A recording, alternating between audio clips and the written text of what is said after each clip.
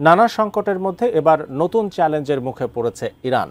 বর্তমানে তীব্র পানি সংকটে ভুগছে দেশটি। মজুদ আছে মাত্র 14 দিনের পানি। কিন্তু হঠাৎ কেন এমন সংকটের মুখে পড়ল তেহরান? বিস্তারিত শিহাব ইসলামের ডেস্ক রিপোর্টে।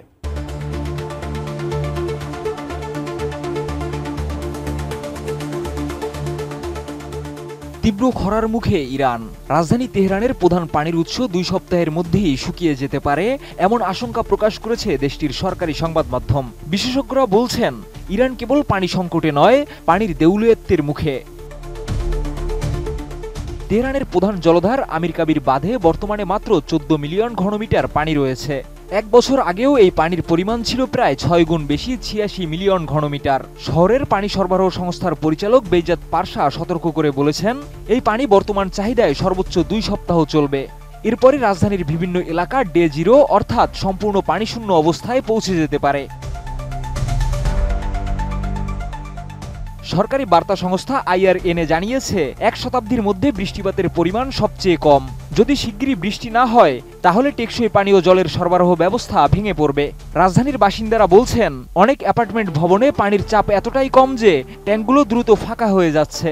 বিবিসি নিউজ পার্সিয়ানকে এক নারী তেহরানবাসী বলেন, গরমের সময় দূষণের মাত্রা যখন বেশি থাকে তখন পরিস্থিতি আরও অসহনীয় হয়ে ওঠে। ছোট্ট শিশু বা বৃদ্ধ থাকলে এই দুর্ভোগ আরও বাড়ে। টানা তৃতীয়বার অর্জন করেছে দেশের সেরা সুপার ব্র্যান্ড স্বীকৃতি বসুন্ধরা টিস্যু। পানি সংকটের পাশাপাশি ইরান জুড়ে বাড়ছে বিদ্যুৎ বিভ্রাটও। অনেক এলাকায় বিদ্যুৎ বিভ্রাট এখন প্রতিদিনের ঘটনা। এতে জনমনে তৈরি হয়েছে অসন্তোষ। রাজধানী তেহরান থেকে শুরু করে দক্ষিণের খুজেস্তান ও পূর্বের সিস্তান বালুচিস্তান পর্যন্ত জীবনযাত্রা ব্যাহত।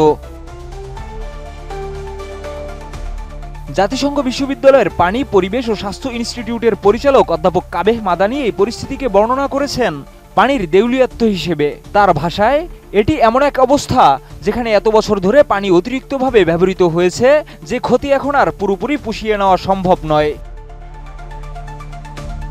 জাতিসংঘের মরুকরণ প্রতিরোধ কনভেনশনের কর্মকর্তা ড্যানিয়েল সেগাই বলেছেন, ইরান দেখিয়ে দিচ্ছে যখন পানি সংকট, ভূমি অবক্ষয়, জলবায়ু পরিবর্তন এবং দুর্বল শাসন ব্যবস্থা একত্রিত হয় তখন কি ভয়াবহ পরিণতি দেখা দেয়।